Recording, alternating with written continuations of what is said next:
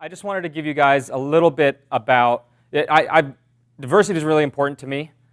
We've been intentional about it, and there's a number of things that we've done and had some successes. And so I just wanted to share a little bit of our story in case there's some tidbits or things that you guys can take from it. And then also, I'd love to hear from you guys afterwards because this is an important topic to me. And so I wanted to start with an example that I found, and I kind of remember this from being in the 90s when this came out, which is that the early airbags in cars killed more women and children than men. And so why was that? It's because they were designed by men. They were designed for the average height and weight and size of a male. And on top of that, the crash test dummies that they used for the safety ratings were also designed to fit men. And it wasn't until the 2010s that people started to realize that and design crash test dummies shaped like women with the right sizes and pay attention to the differences in neck strength, et cetera. Right? So diversity is important. So from my standpoint, as I mentioned, I wanted to share a little bit about why it's important to me, some of the things we did. I don't claim to be an expert at all, but there were some things that we did that worked. Who am I? I've been a CTO now for coming on 10 years. I've been in tech for close to 20. But being a first-generation Indian born in the States, I lived a lot of bias throughout my childhood and growing up. And I also saw both the positive and negative sides of diversity and saw what it could do to work with people that grew up and had different viewpoints and different experiences than me. And so, as I mentioned, I want to learn from others, so I'd love to hear from you guys in the questions later, as well as one-on-one anytime you guys have topics. So let's start with why diversity, right? There's this quote from the head of marketing, civics, and news of Google, which is, if you're going to build a product for everyone, you need to have a team that represents everyone. When Josh, our COO and one of our co-founders of the Zebra, and myself first started designing our product, which is essentially Kayak for insurance, search engine to help people understand and find insurance carriers, we designed and built what we thought we needed, right? And what we didn't realize at the time was that in Texas, where the company is at, 40% of drivers drive uninsured, despite it being illegal. When we dug into it, we realized that these were people that were deciding whether or not to pay their electricity or phone bills or pay for their insurance. Thankfully, neither of us came from a background where we really had to worry about the lights being on or being legal, right? And so that just wasn't something that occurred to us, and it became obvious that we really had to focus on other viewpoints and understanding more about the industry in order to build a product for everybody.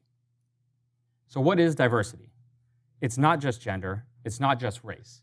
It's about education, age, attitude, sexual orientation, identity, personality, and perspective.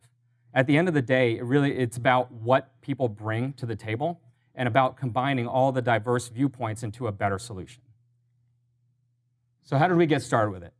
As I mentioned, it was really important to me, and I'd love to say I had some master plan that I'm going to grow this diverse team, but I really didn't know how to be any more than opportunistic. Honestly, what really kind of forced my hand is that we were cash-strapped. And Austin is a very competitive market, as a lot of other markets are for hiring talent. And so I had to start to get creative with hiring.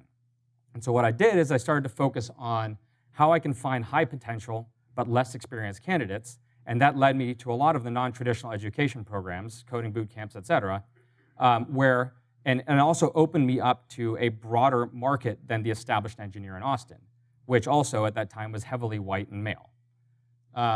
And so that really got us started on this track. And what was one of the biggest learnings we had out of all of this stuff is that it's a virtuous cycle. Diversity begets diversity.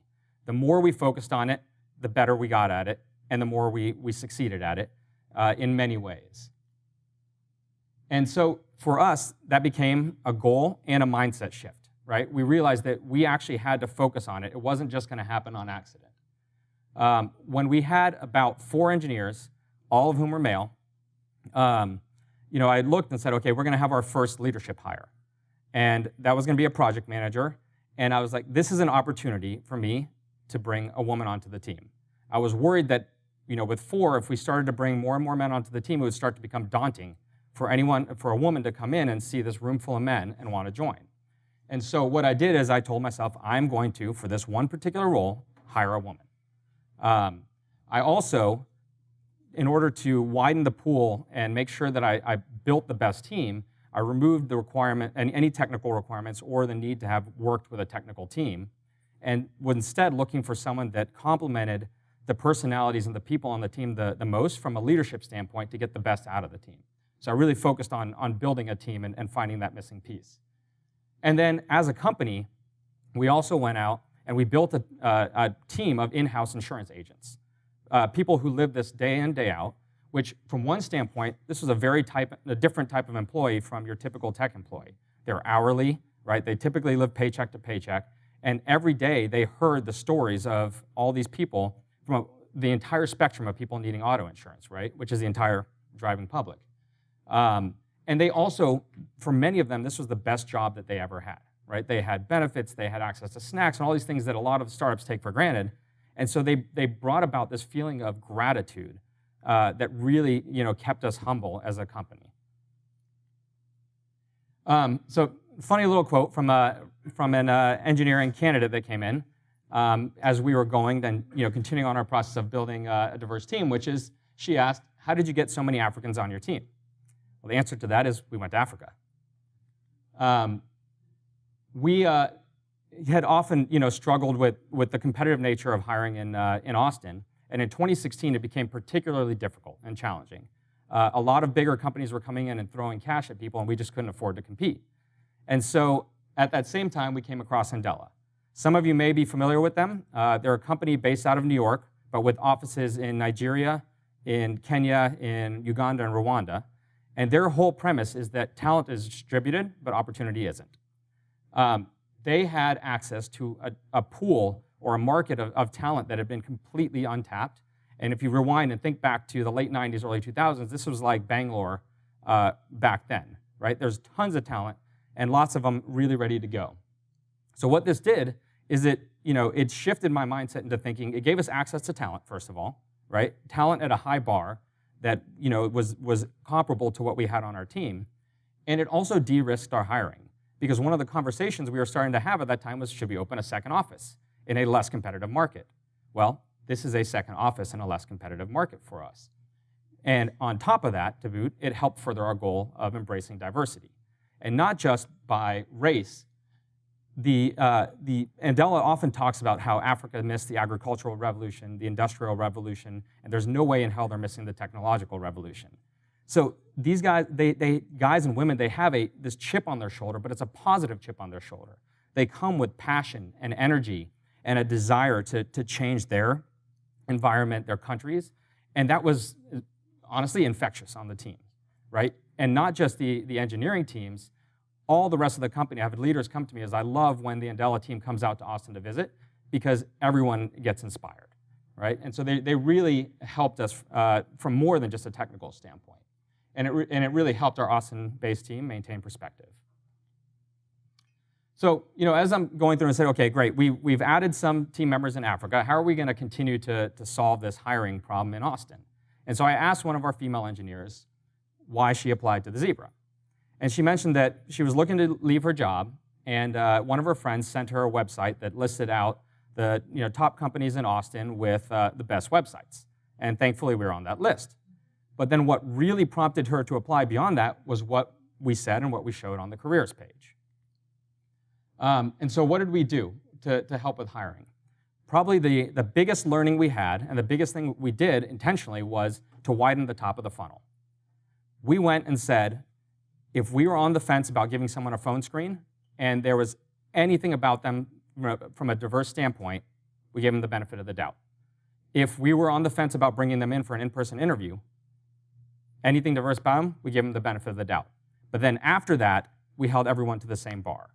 And our goal was really to try to get past any unconscious bias we might have from seeing a name, from looking at companies they worked for looking at when they graduated from college, if that was there, anything about that, and try to get it down to, with an interview process as objective as possible, right? And really open us up to more people. We also, from day one, never made being technical a requirement, or having a technical degree a requirement. And again, this goes back to, I won't remember the exact stats, but it's something around 95% of women will not apply for a job unless they meet most of the requirements for it. Whereas most men will apply for a job if they meet only 30% of the requirements, right? And so what we really wanted to do is say, we're going to miss out on candidates, good candidates, if we make the requirements too strict, because then we're too prescriptive about what we're looking for.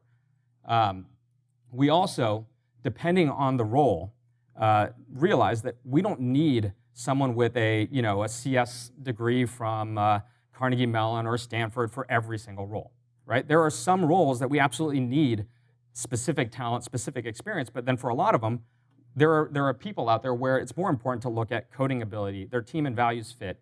Do they take ownership? How much can they be mentored?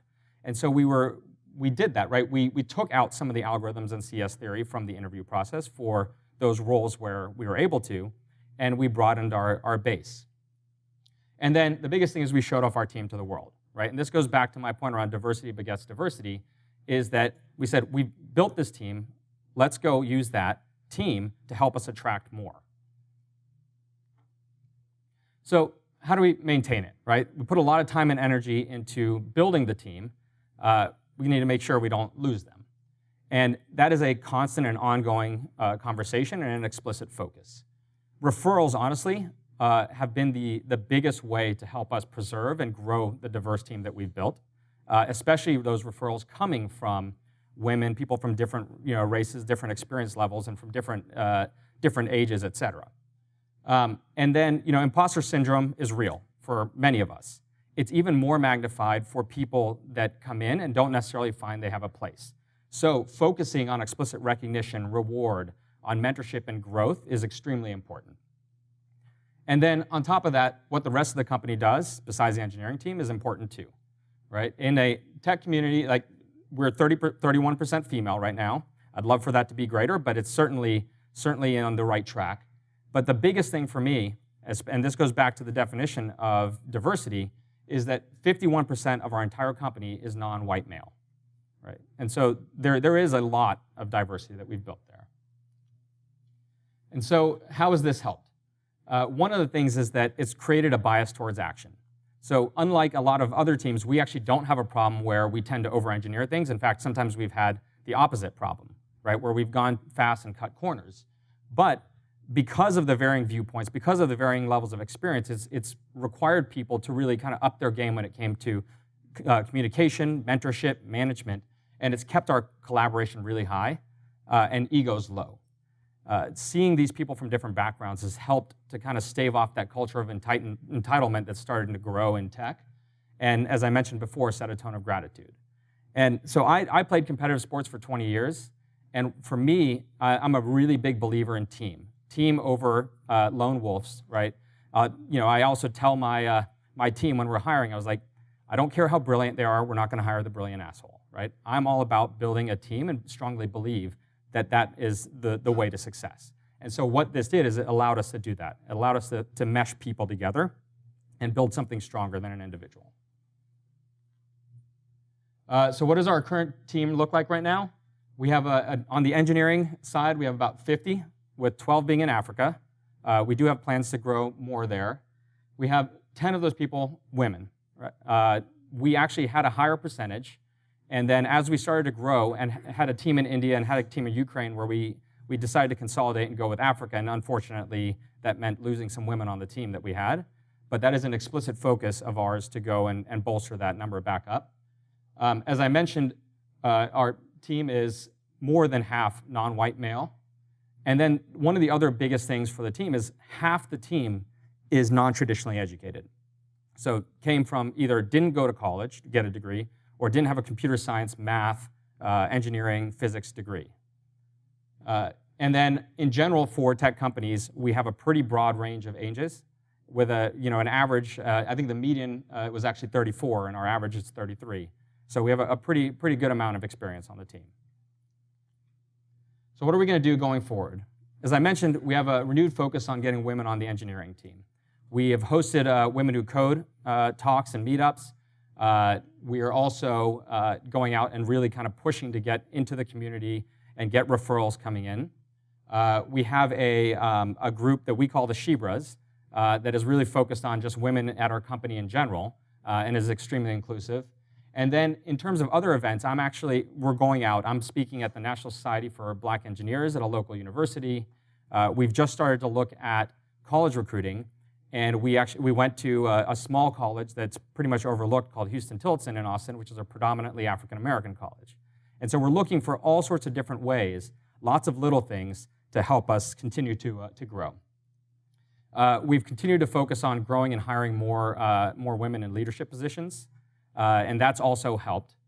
And then, we'd love to get to the point where, we're big enough, and like a lot of the larger companies, we can hire someone to focus on diversity and then also inclusion as well. And so I wanted to leave you with one quote and I guess one challenge, which is, this is from Facebook's head of diversity, where diversity for us is a critical thing we need to get right if we're going to achieve all the things we want to achieve. It's not a necessary evil. It's actually important. It's part of our secret sauce. And so my question or my challenge to you is, what's one thing that you can do, that you can take, one small thing, one big thing, back to your companies to help set your companies up for success by making them more diverse? Thanks.